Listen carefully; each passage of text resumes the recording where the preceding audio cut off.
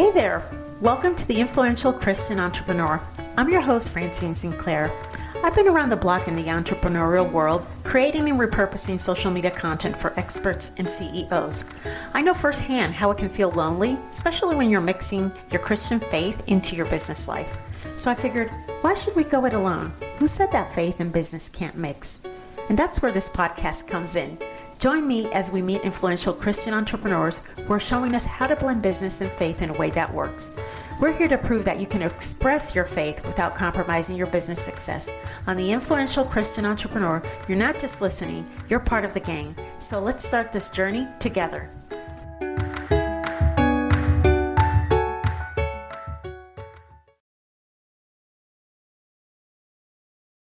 Welcome to the Influential Christian Entrepreneur Podcast, where we uncover the inspiring stories and strategies of successful Christian entrepreneurs. My name is Chris Rickerson, and I am so blessed to be your host today. Today's guest is Francine Sinclair, and boy, do we have a show in store for you today.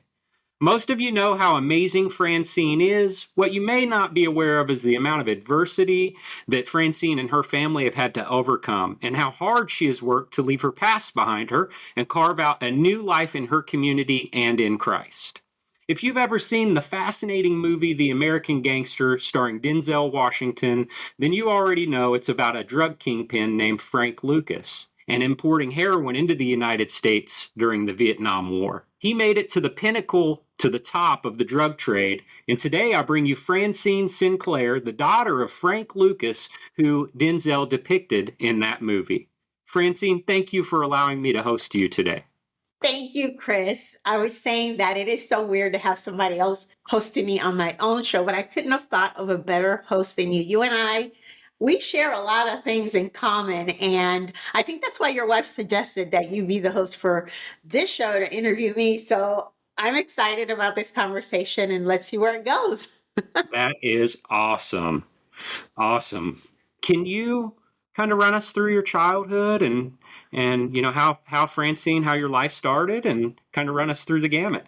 Yeah, so I was born in, many people know that I call myself Puerto Rican, which I am. I'm half Puerto Rican, but I really was born in Inglewood, New Jersey, which is Bergen County. I grew up with, when I was born, my mother was a stay-at-home mom. My father, as you know, was a drug kingpin, and notorious one during that time. And I had my brother, my half-brother, who lived with us, and we had other family members as well. You know, we had a dog. We lived in a suburban middle-class neighborhood in that area. This is 70s. Then,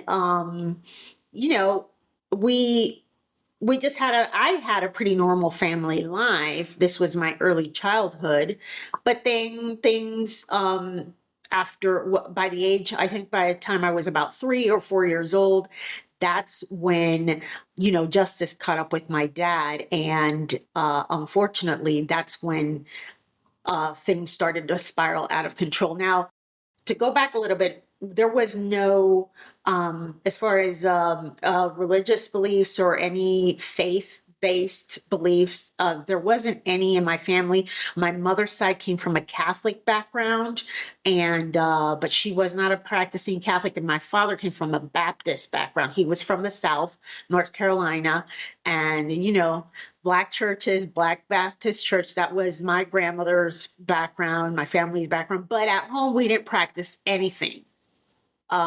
So, after justice caught up with my dad, everything changed, because then my half brother, myself, and my mother were forced to go into witness protection program. And then from there, we had to go on and move to Albuquerque, New Mexico. And then it was a completely different situation, because then my mom was a single mom and raising me and my brother.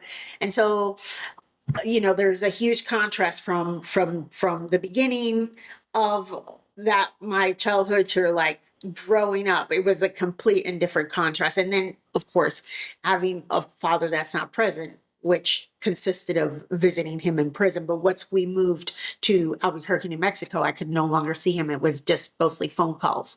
So, I say all that to say that a lot of people are always looking for the reason why they get into that type of world is because they want to improve their life. They want to have all the good things that the world can offer.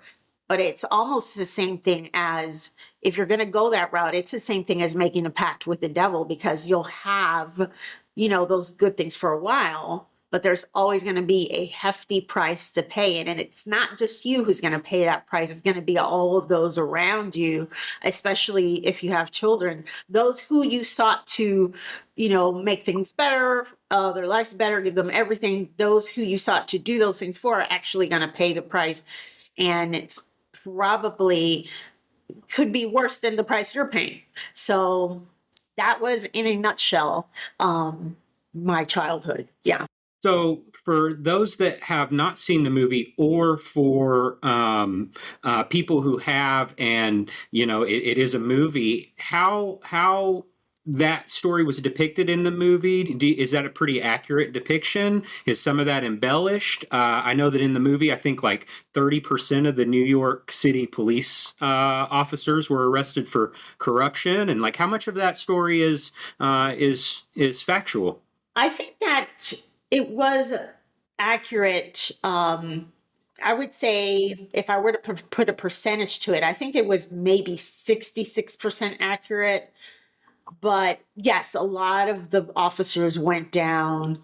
That did happen where he went to the Philippines. So all of the major points did happen. So all of the big things, maybe some of the details, like, for example, I wasn't there at all. I had been born by part of the way that arrest happened. It never happened in a church. It was in our house. So, there were things that were changed. But for sure, yeah, a lot of that was now exactly the detail of what might have been changed. I'm not completely sure because, I didn't personally have firsthand knowledge of a lot of those things. But based on what I've heard or had heard from my dad, a lot of it was accurate.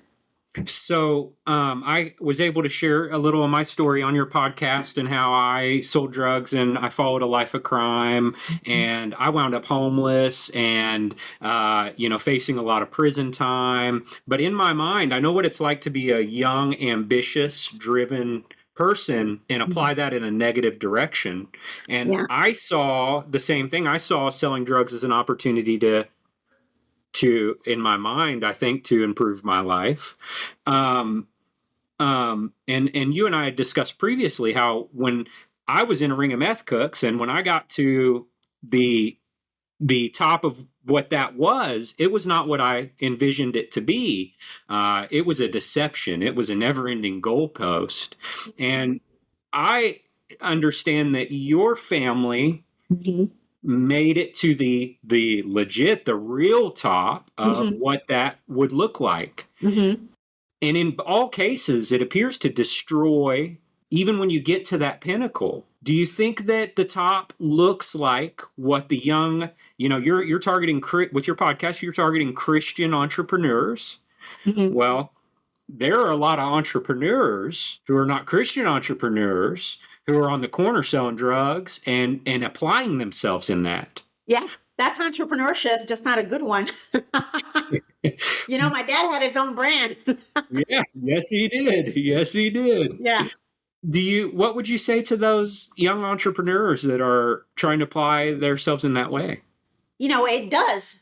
When you get to that point where you got just money coming in, it feels great, for a while, but then you come to realize that the things that start happening, you start attracting people that you wouldn't otherwise have attracted that don't have their best intentions in mind.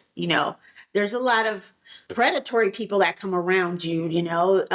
You think that money is going to insulate you from things. No, it actually makes you more vulnerable because everybody's asking you for something, right? Not only that, you always have to be looking over your shoulder because not do you just not have people after you, then you have, law enforcement might already be, on your tail. It's not easy work either. People think, oh, I'll just sit down and go. It's as hard. The work is just as hard. I don't know about your experience, but it's not easy work. It takes a lot of planning. It takes a lot of, you have to, and I'm speaking from secondhand experience, but I didn't see it as being something, looking at it from the outside, it did not look like it was something easy to do. It's like a business, right? So doesn't matter if it's entrepreneurship on the illegal side or the legal side, there has to be a plan, there has to be a strategy. And imagine being an entrepreneur and having to look out for people trying to shoot you, hurt your family, take your money, and or lock you up. That's a lot of extra things that when you're on a regular entrepreneurship, you don't have to watch out for. So it lasts for a while, but the price that there is to pay is so out of whack to what you got. You'll feel like you got nothing after it's all said and done. You traded it all in for nothing. Your peace of mind, your freedom, your mental health, everything. You're trading everything for a short-term gain, long-term pain. It's not worth it at all. I don't know how you felt.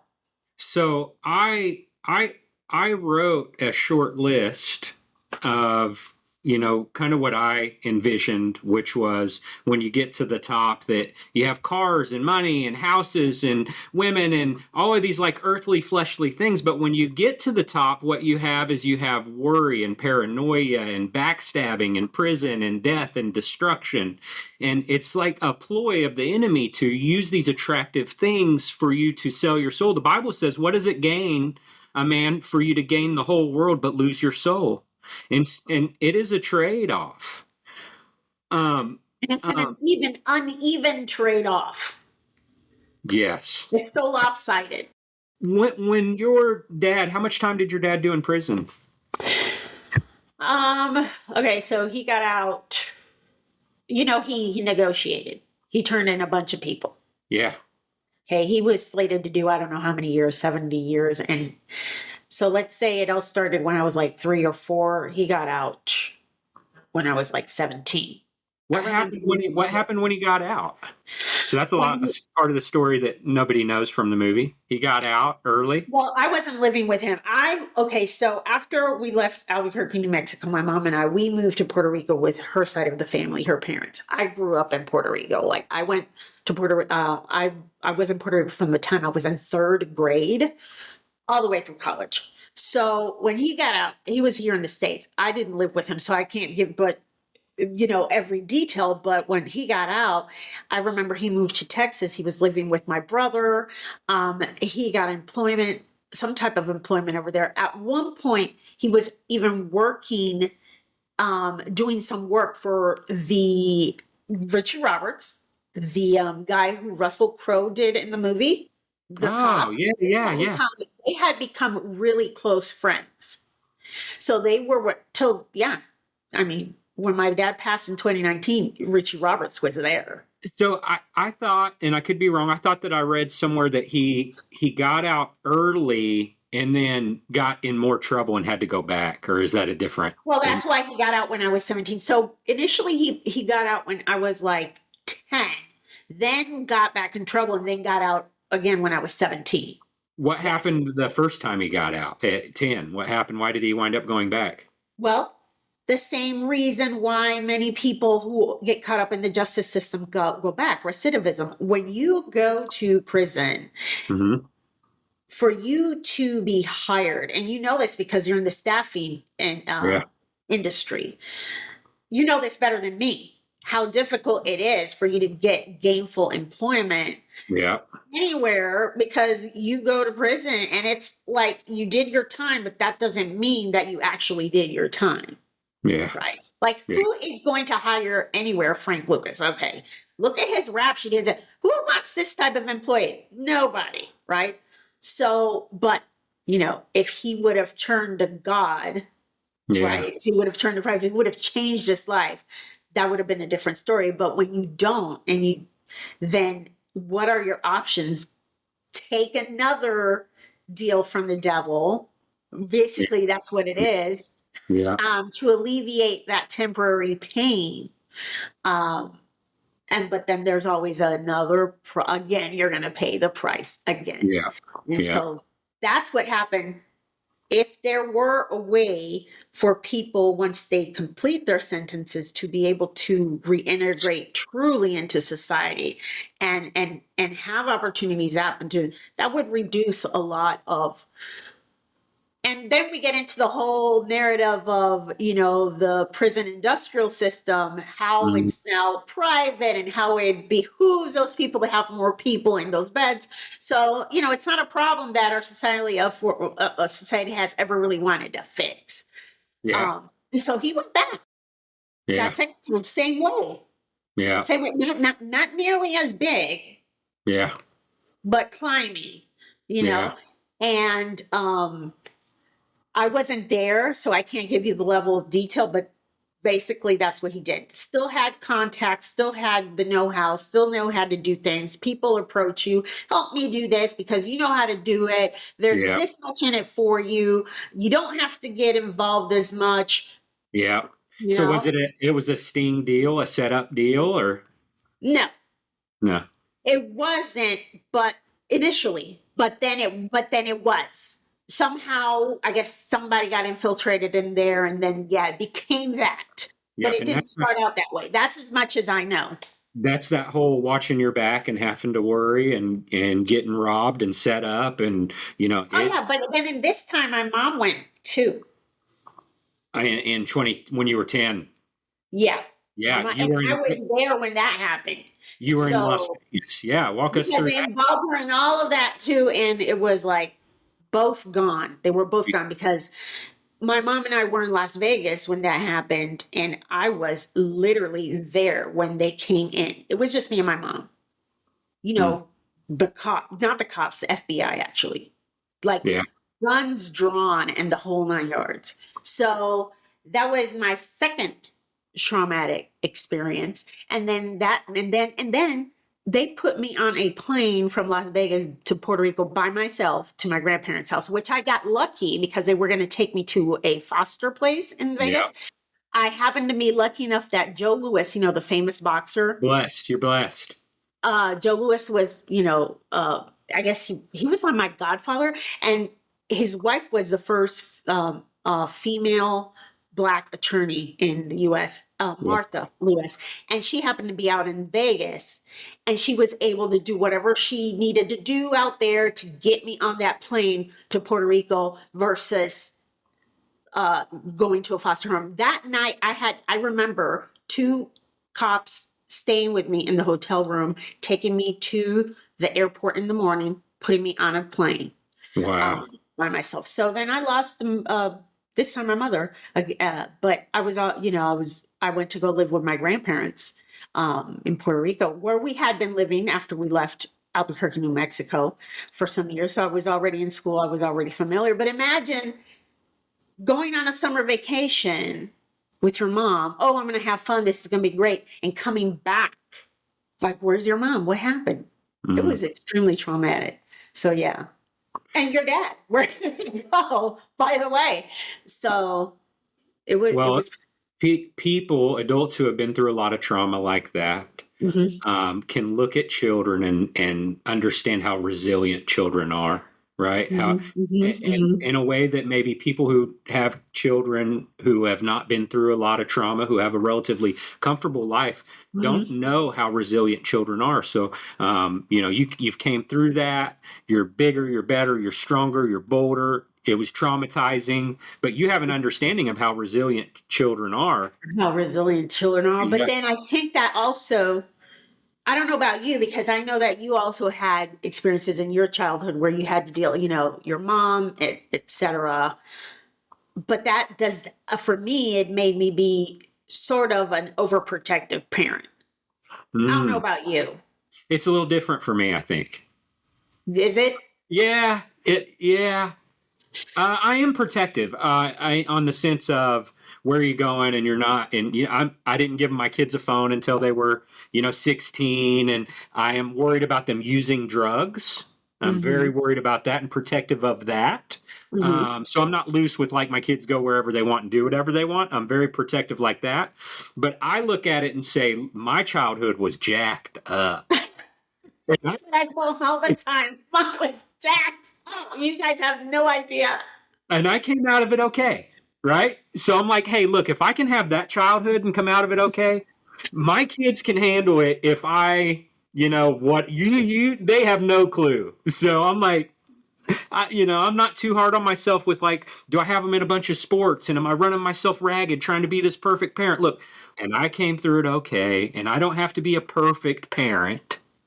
I can be a great parent and I can give it my all, and that's good enough. They're going to Right. be okay. As good as you can do is a lot better than what you were given. Yes. Yes. 1,000%. Yeah. Yes. Yeah. Yeah. I don't know how much you talk about that with your kids, but like, I don't give them all the gritty details, but I'm like, you don't have any idea of how Yeah. good you have it, Yeah. you Yeah. know? So you lost your mom and your dad to prison. Tell us about, your family, all of your uncles and all of their, like, just the, not to like dig up the dirt, but to run through the negative consequences of when the illusion of this is going to take you somewhere. And then the reality of, I mean, not only did he destroy his own life, his wife's life, your childhood, but also his brothers, like how far reaching was the destruction in your family? I was insulated from that a lot. My mom did kind of insulate me from whatever was happening, like on my dad's side of the family. But I would go visit almost every summer. And my grandmother was like the biggest figure there. Like, she was like, I had such a good relationship with my grandmother, who was depicted in the movie. She was a saint in my eyes. And I would go there. I used to love to go visit her every summer. But yeah, a lot of his brothers also did time because they were involved in it. And so that had repercussions for their families, their children. It was just like a epidemic, like a virus that just spread, and from the parents to the children and the grandchildren. It's like a generational curse, right? And I'm not saying that everybody got involved in that stuff, but the consequences of what happens when you go to prison and then you come out and then you're not able to find employment, and then it's just a death spiral.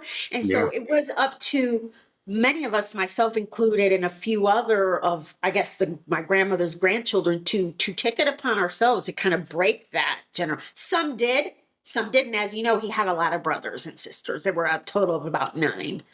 So there were so many, but there were many of us who took it upon ourselves to break those generational curses, and when you have to do that, it's pretty hard to do that, actually. So I can say that my grandmother was resilient, but imagine the things that my grandmother had to go to with all of her sons. Horrible. Like, it wasn't just one, Yeah. right?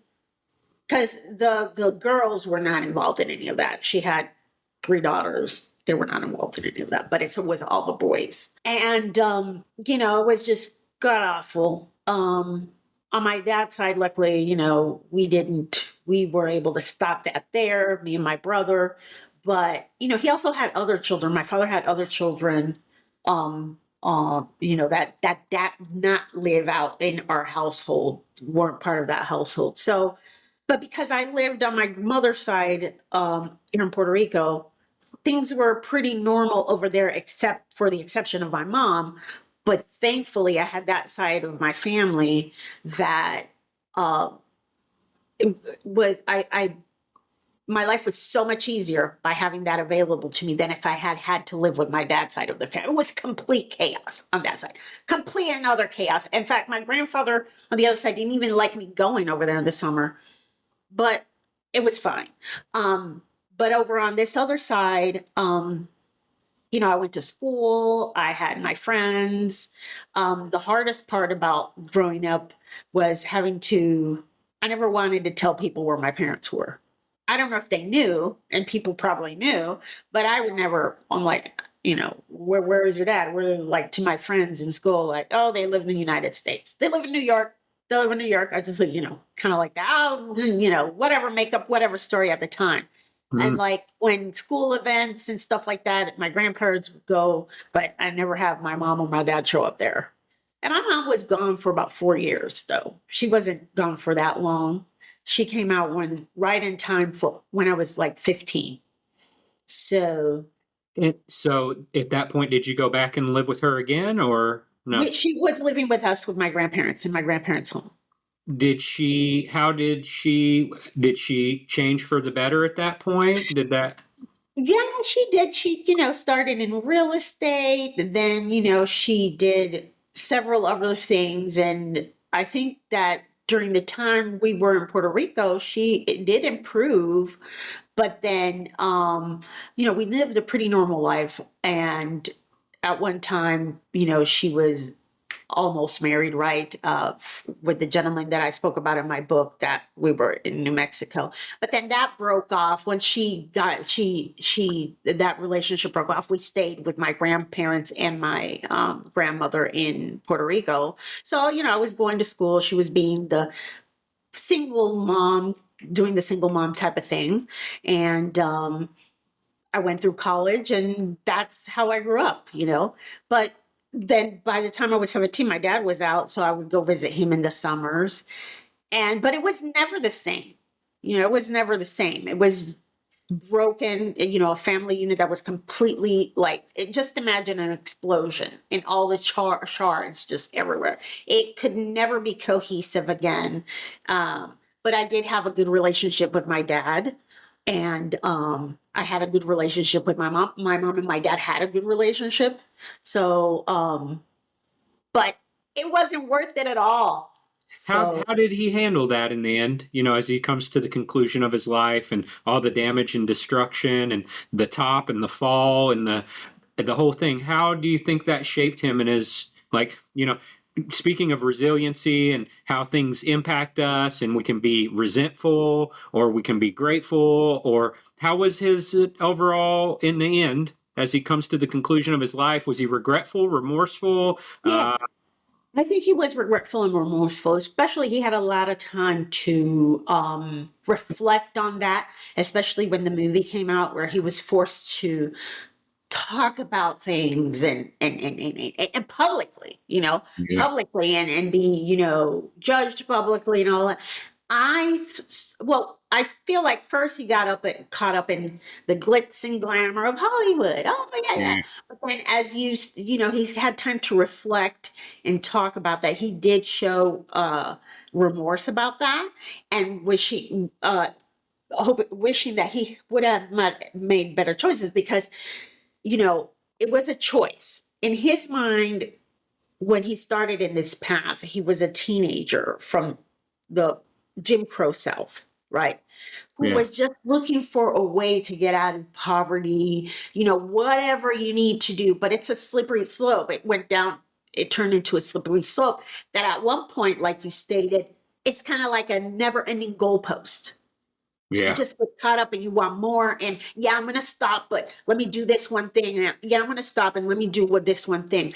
Had he had the ability, he was smart enough, intelligent enough that he could have been successful in almost any other business area, right? But he chose the wrong one. And so he saw that. Even though he was not an educated person in terms of academic smarts, he was very intelligent.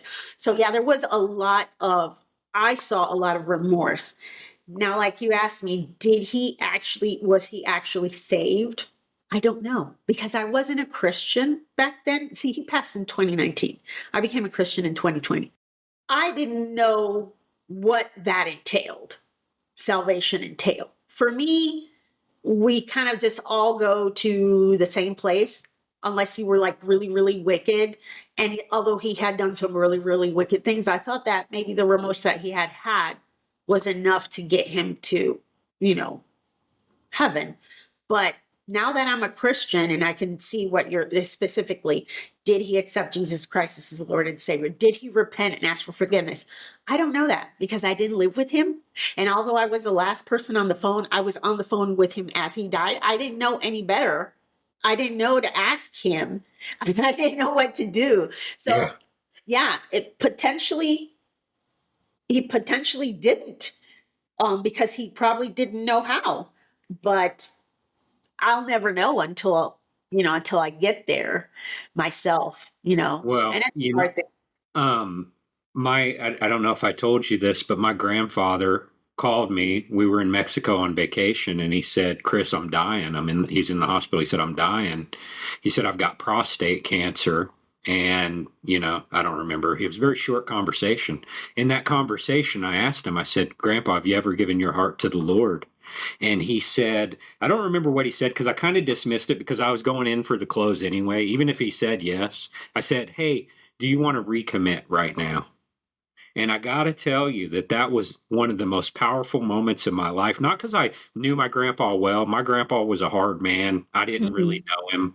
I have a memory of him holding me down as a child and slapping me once. I probably deserved it, right? But he was a really hard man. But and so for me, well, that moment was so powerful because here he is. He's supposed to be the man of the family, right? And here's the grandson leading him to the father, and he did. He recommitted his heart right there, and he died like 2 days later.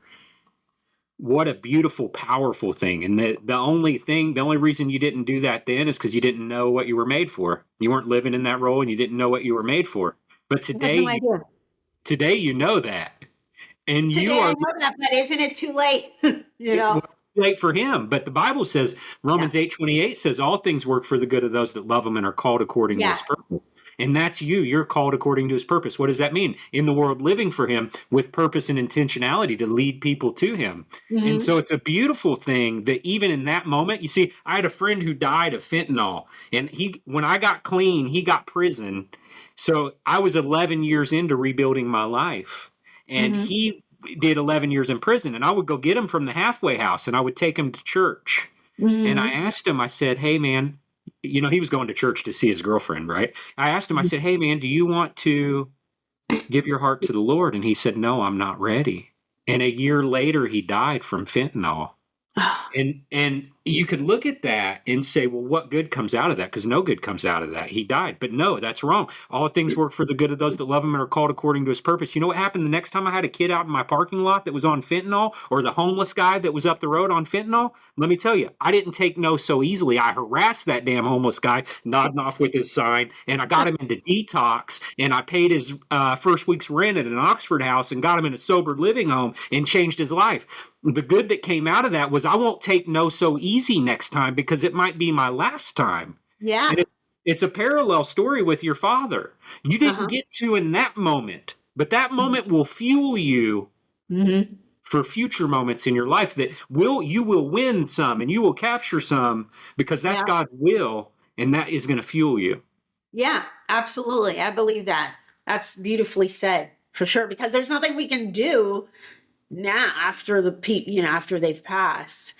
And so, but and I'm like you, I know people right now that will probably, I have a cousin that, throughout the years I've tried to broach this subject, and because one time I was in a type of church which ended up being more like a cult, and I tried to approach him and he would not listen. And even in 2020 I talked to him about it and he's like, "No, I don't believe that." But now I have more conviction, so next time I see him I will be a little bit more intentional, because I Yeah. know of the consequences are real. Yeah. So They are real. Well, praise God. yeah. Anything I missed that you want to Anything you share? missed? Well, it's just funny how God uses us because each and every one of us has a testimony, and it doesn't have to be. Some people say, I don't really have a testimony because their life was boring and they lived in a house with a picket fence and two parents and a dog, and they grew up as Christians and everything perfect in their life. But there is a testimony because it's not just about when you encounter Christ, what your testimony was that moment when you realize, okay, I need to follow Christ. But every day of your life is a testimony.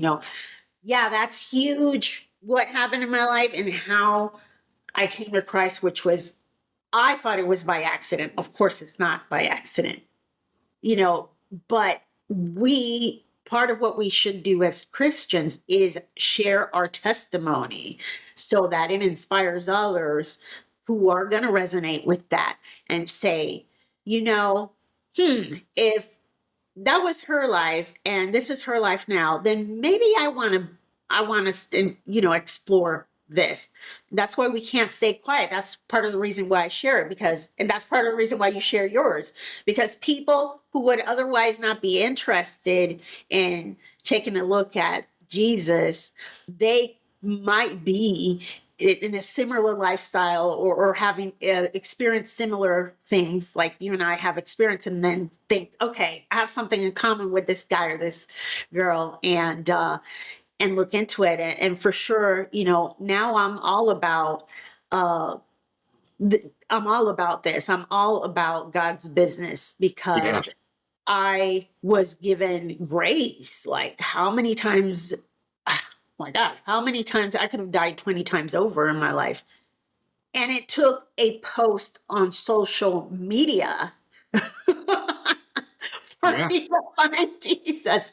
And so I'm like, if this can do, if social media is a way for people to reach people and for people to do business, and so many people are online scrolling for hope, why aren't we using it? So I'm all about this digital evangelism Yeah. and encouraging people to share their testimonies and use their content and their personal brand to inspire people to take a look at Jesus and want Yeah. to know more. Well, he's a healer. And I don't know about you, but he healed my heart and he healed my mind and he gave me great wisdom. And so I don't know if he's healed your heart from what you went through, but it seems like he has healed your heart. You are. He's in the process of doing that. And I was just telling your wife the other day how he not healed. He, like, you are 180 degree, he renewed, you are a new creation. You're a new Amen. creature. Yeah. Praise God. Because I saw your picture that you sent me when you were in the depths of hell, basically. Yeah. And your life back then and your life now, and even your appearance, Yeah. you're a different person. So he literally takes you and turns you into a different person. That's what old you dies Yeah. and new you is born. And my gosh, And there's no guess what? better. Hey, that transition can take as long as you want it to take. You know Yeah. what I mean? Because I could never have, you can give your heart to the Lord and not submit to him. And it's the Mhm. submission Mhm. that creates the change. The first step is to submit and say, I'm yours, change me, use me, help me, make me who you want me to be. But I resisted that. I said a prayer and thought I was good and go to church. I resisted it. There was no change, and if there's no change, it's not real. And so, that it's God's first promise. The old man dies and a new man rises. It's one of the first promises, but it was one of the last that I saw. And I for a long time I ran from my past. I didn't want to talk about my past. I was ashamed of my past. And I want to encourage you and empower you that you are part of a story. And I'm not sure if it's my past of being a drug dealer that makes me so drawn to the story, but Yeah. I'm very drawn. It's such a if you have dreams or have had dreams to be somebody in the drug trade, that is a very captivating story. Yeah. And I think that by opening up about that and becoming more, hey, the more you become vocal about that, the more people are going to be drawn. I mean, I'm reading your book and it's such a captivating story. Now, I'm not sure if that's because of my past that I'm so captivated by that story, or if that's just going to be all people. But either way, what I know is that your following and your reach and what you're doing, I think you should leverage that. I really do believe you should leverage it, because you're going to draw people that otherwise would not be drawn, and your things that you're doing are going to become that much larger. Right. And And yeah, I find that to be true, that people who were have a taste of that lifestyle in whichever way, maybe yeah, direct or maybe a husband or father, are very drawn to that. And that's why we have to use our personal testimony. yeah, We need more God in this world, in our country, and the reason why things are so crazy right now is because we've moved away from God. yeah. And it's time to get back. Time to It's go time to back. start moving in that direction. And part of the reason that we have moved away and we become kind of desensitized to it, and we don't, is because we've allowed people to tell us, don't talk about faith, because that's something that's personal, that you don't offend people with that because there are Muslims, there are Buddhists, there are what. You know what? Don't never conform to what the world is telling you. Never Yeah. listen to ungodly advice. What does the Bible tell us? What did Jesus tell us? He Make told us disciples of all nations. and spread the good news to every creature, right? That's Yeah. what Jesus told us to do. So we as Christians need to do what the Bible says and not what the world tells us, because that's how they have taken over everything. Yeah. And things are the way they are. So let's Well, start moving in the opposite direction. yes, and for people who may not be comfortable doing that, or it hasn't become ingrained in their lives on a daily basis, what I would say to that is that it's just a stretch. You just reach a little, and you reach a little, and you try a little, and the more you just are willing to go out on that little limb, I'm going to go out, I'm going to talk about it at lunch, or I'm going to, whatever those little limbs are, the more confident, the more bold the Spirit is going to become in you, the more you push yourself and the more you put at risk. And then eventually you wind up, because sometimes people can look and they can say, I could never be that. I could never do that. I can't Yeah. become that. How do you get to that? Well, submission and willingness, and just slowly stretching yourself until, for me, I got to a point where I don't care if it costs me everything, right? If you don't want to do this with me, but it didn't just happen. It wasn't like one day I was like, hey, I'm going to go share Jesus with everyone. No. That's it. You hit the nail on the head when you said you have to get to that point where you're willing to put it all on the line. Yeah. And you don't care what it's going to cost you. When Yeah. you get to that point, that's when and when you realize that the priority is God Yeah. and not what people think, Yeah. then you're good to go. Yeah. Well, the beautiful thing is I can tell you, I've been down that road where I had nothing and I was selling drugs. And, even if I look back at when things were good and I was selling drugs, it wasn't really good. And that what I have today is I have joy, peace. I go back to every relationship I was ever in was plagued with trust issues. Why? Because I sold drugs for a living. You can't trust anyone. So every relationship I was in was, where you going? Where you been? What have you been doing? All of that, like, nastiness. Yes. And then when I met my wife, I waited until marriage with her. Mm. And guess what? It didn't have to be like, where you going? What have you been doing? Where you at? She wasn't sleeping with me. I didn't have to worry about what she was doing. Yeah. It's a prime example of, if we'll build our life on a foundation of Christ, all of that other stuff, that nastiness that comes along with it, melts away. It's way different. And the fruit of joy, peace, fulfillment. Like, I know what I was made for. I was made for you too, and you know what you were made for, and you're made to lead people to the Father. And so my hat is off to you and the work that you do. And I can't thank you enough for letting me host you. Thank you. And I encourage everybody who's listening, share your testimony. If that doesn't mean you need to go out on the street corner with a sign, it's as simple as sharing stories on social media. Write a post about how you came to Christ. Write a post about how Christ is working in your life. Believe it or not, that will have an impact on somebody that you don't know even, So as Christians, do what Jesus told you to do and share your testimony far and wide. And it gets easier as you go along. And don't be afraid of criticism of what people think. Remember, it's much better to deny the world than to deny Christ. So let's move in that direction and All right. change the marketplace. That's right. That's right. One last thing. So you mentioned your book, and I have not published my book. I know. Do you have a name for it? Do you have a name for your book yet?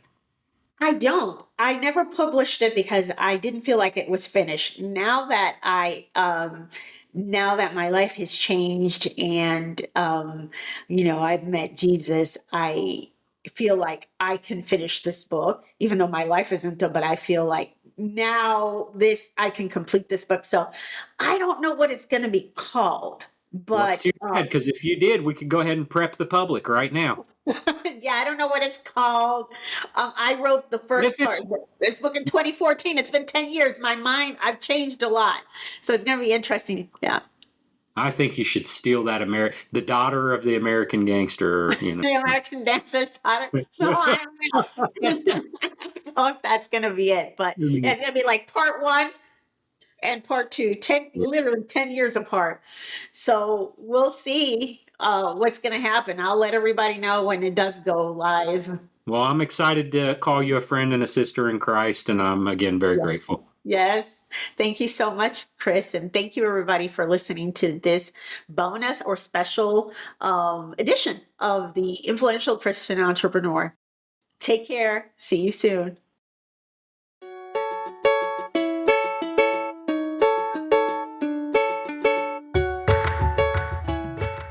If you're a Christian business leader or executive, I invite you to work with me to create a faith-driven personal brand on LinkedIn that will empower you to navigate the intersection between faith and business. Feel free to contact me directly at hello@francineSinclair.com.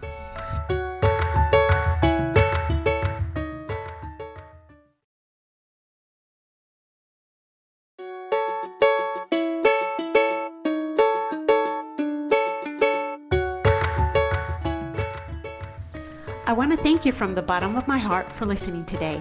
Make sure to subscribe to this podcast and don't forget to follow me, Francine Sinclair, on Facebook or LinkedIn. See you next week for a new episode.